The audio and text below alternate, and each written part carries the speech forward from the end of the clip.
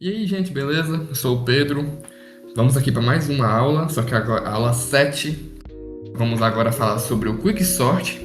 De novo, fazer aqui um geralzão assim, sobre a lógica do Quicksort, do algoritmo, e depois mostrar alguns exemplos simples.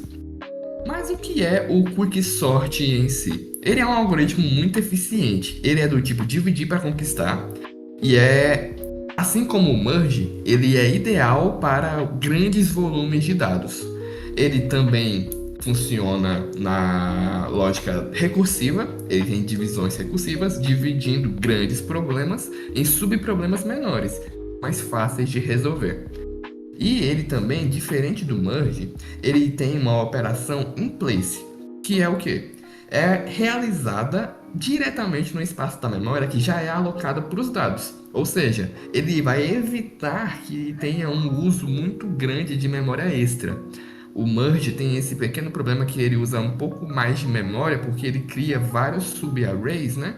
E ele de fato cria esses arrays. Já o Quick, ele meio que funciona no mesmo array in place. Ele já tem alocado uma certa quantidade de memória e ele vai usar aquela quantidade de memória. Mas ainda assim, ele é recursivo. Ele funciona dividindo os problemas em subproblemas menores. Certo, agora vamos aqui para os passos do Quicksort. Primeiro passo, um dos principais, escolher o pivô. Primeiramente, a gente vai escolher um dos elementos do array, da lista, que está desordenada, como pivô. A gente aqui nessa aula, a gente vai usar o último elemento como pivô. E esse valor vai servir como referência para fazer todos os passos do Quicksort. O segundo passo agora vai ser o particionamento. A gente vai reorganizar esse array. Os elementos menores que o pivô vão ficar à esquerda dele e os elementos que são maiores que ele vão estar à direita.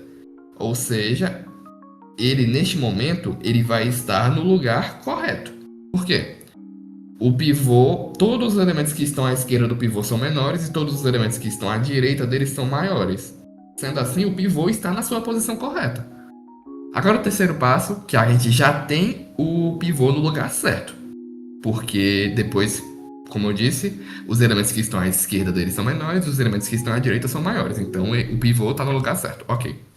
Quarto passo, agora a gente vai fazer esse processo novamente. Só que agora com os elementos que estão à esquerda, uma vez, e de novo com os elementos que estão à direita, uma outra vez. A gente meio que vai fazer o Quicksort novamente nesses dois lados. Por isso que ele é recursivo, porque ele vai aplicar novamente, recursivamente, as duas novas sublistas. E o último passo, quando o array só sobrar com sublistas que estejam com tamanho de 0 ou 1, vai indicar que está tudo ordenado. Então, a gente ordenou o array completo. Vocês vão conseguir compreender melhor quando eu usar o exemplo agora. Agora a gente vai utilizar esse exemplo prático com Pokémon para simplificar um pouco mais do conceito. Pode parecer um pouco complexo esse negócio de pivô, de escolher um pivô, de colocar à esquerda e não sei o que. Vai ficar um pouco mais simples quando a gente usar aqui esse exemplo. Vamos aqui agora com o mesmo exemplo dos mesmos Pokémons que a gente usou com os outros métodos de ordenação. Pokémons iniciais de água da primeira até a nona geração. E aqui está tudo desordenado em uma ordem aleatória. A gente quer ordenar esses Pokémons em ordem crescente de geração. Então a gente vai fazer o seguinte. Primeiro passo, escolher o pivô. A gente vai escolher como pivô o último elemento da lista, que no caso aqui é o Froak, que é da sexta geração. Depois disso, a gente vai fazer o particionamento, que no caso é colocar todos os elementos menores que o pivô à esquerda e todos os elementos maiores que o pivô à direita. Para fazer isso, a gente vai utilizar de dois ponteiros, que a gente vai colocar um ponteiro J no elemento 1, no primeiro elemento da lista, e um ponteiro I antes do primeiro elemento, ou seja, no menos 1. Como se ele estivesse no lado negativo. Antes da lista estar acontecendo, o ponteiro I vai estar. Então, a gente vai seguir a seguinte lógica. O ponteiro J, ele vai percorrer o array até que ele encontre um valor menor que o pivô. Assim que ele encontrar esse valor menor que o pivô, ele vai incrementar em 1 o ponteiro i. E aí, depois que for incrementado em 1, o elemento em que o ponteiro j está apontando vai trocar de lugar com o elemento que o ponteiro i está apontando. Beleza. Vamos fazer aqui na prática agora para vocês entenderem melhor.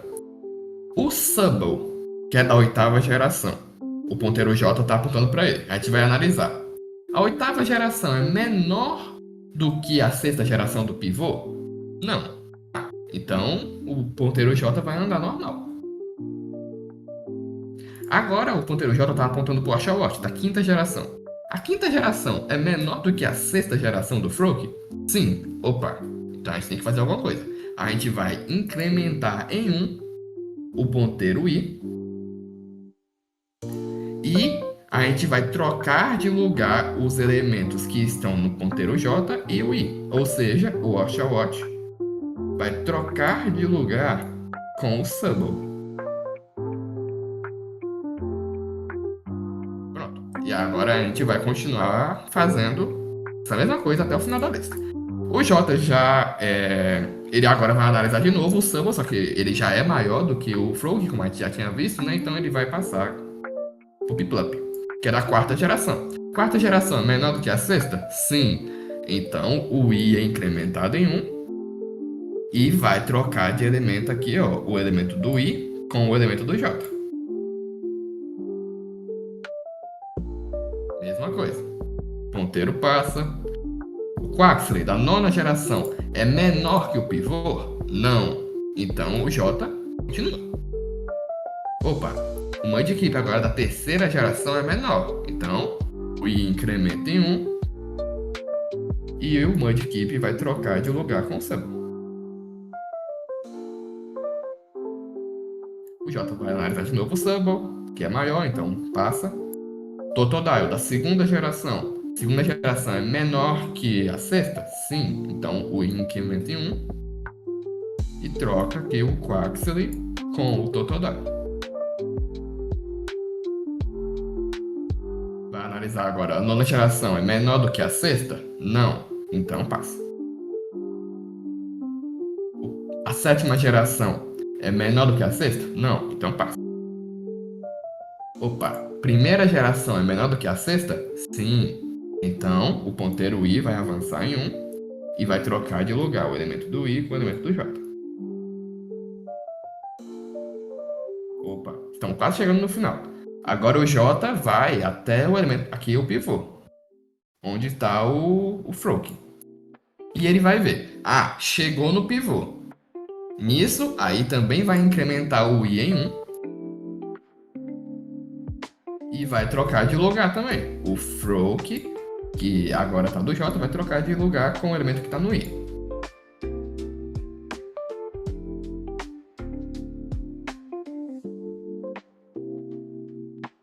Prontinho. Agora o particionamento já foi feito.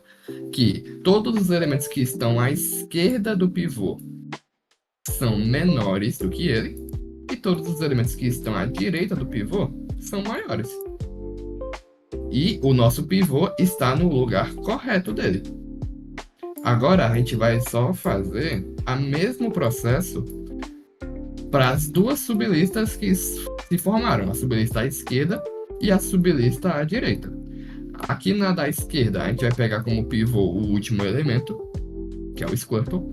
O J, o ponteiro J vai ficar no primeiro elemento e o I vai ficar no primeiro elemento menos 1. Aí, mesma coisa, vou fazer um pouquinho mais rápido aqui para acelerar um pouco o processo. Quinta menor que a primeira? Não, então avança. Quarta menor que a primeira? Não, então avança. Terceira menor que a primeira? Não, então avança. A segunda menor que a primeira? Não, então avança. Opa, chegou no pivô. Chegou no pivô, o I avança 1 e troca de lugar o Oshawott que está no I com o Squirtle que está no J. Prontinho. Agora o Squirtle está no lugar correto. E o que está à esquerda do Squirtle? Ninguém, porque não tem nenhum elemento menor do que o Squirtle. E todos os elementos que estão à direita dele são maiores. Então, agora, se formou mais uma sublista aqui.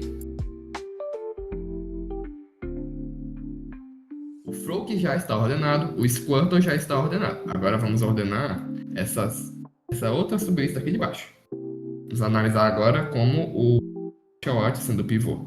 Quarta geração é menor do que a quinta? Sim. Opa, então a gente vai incrementar o I em 1. Ah, ficou agora os dois ponteiros no mesmo lugar. Então, o Piplup vai trocar de lugar com ele mesmo. Então, não muda, né? Beleza, então agora o J vai andar. E, opa, terceira geração. Terceira geração é menor do que a quinta? Sim, então o I avança. Opa, mesma coisa. Os dois ponteiros estão no mesmo elemento, então ele vai trocar de lugar com ele mesmo. Então, deixa no jeito que tá. Segunda geração, vai acontecer a mesma coisa. Ele é menor, então vai trocar de lugar com ele mesmo. E agora o J vai aqui para onde está o pivô. E vai o I também. E aí, de novo, a mesma coisa. Então essa sublista aqui meio que já estava ordenada, né? Só que agora a gente confirmou, como o computador não sabia disso, ele tinha que confirmar isso. Então o pivô, o Oshawott, já está no lugar correto dele. Então agora o pivô já está ordenado e se criou essa outra sublista aqui. Ordenadamente. Quarta geração menor? Não, então avança. Aí a terceira menor, então avança. Aí agora o I avança. E vamos trocar aqui o Totodile com o Piplup. Certo, agora o Totodile está no lugar devido dele. E assim a gente vai fazendo sucessivamente com todos os subarrays. Agora que já está aqui, meio que já está ordenado. Se a gente perceber aqui, né, ó. Tá 1, 2, 3, 4, 5, 6, 7, 8, 9. Tá certinho, já tá ordenado. Mas o computador iria continuar fazendo o mesmo processo até que ordenasse 100% e tivesse confirmado 100% ordenado. E além disso, também iria continuar fazendo a mesma coisa aqui também com os elementos que estão aqui à direita do Froak, que eram os elementos que eram maiores do que o Froak, né? Aqui já está ordenado porque, por coincidência, ficou, assim, na primeira partição já ficou ordenado. Não necessariamente vai acontecer isso todas as vezes, né? Mas enfim, é essa a lógica. Ele vai pegar como pivô sempre o último. A gente, no nosso caso, a gente está pegando o pivô como o último elemento do array e vai usar esses dois ponteiros para analisar e trocar quando for necessário. Dessa forma, a gente vai encontrar aqui no final o array ordenado, em ordem crescente, como a gente queria, utilizando a lógica do quicksort. Vocês viram que é um pouco mais complexo do que o Bubble e o Merge também. É um pouco mais complexo por causa desse negócio do pivô, de ponteiros, mas depois que você pega um pouco a prática, fica tranquilo de entender e ele é muito eficiente. Certo, então alguns motivos aqui do porquê que você deveria usar o Quicksort, por que ele é um ótimo algoritmo de ordenação.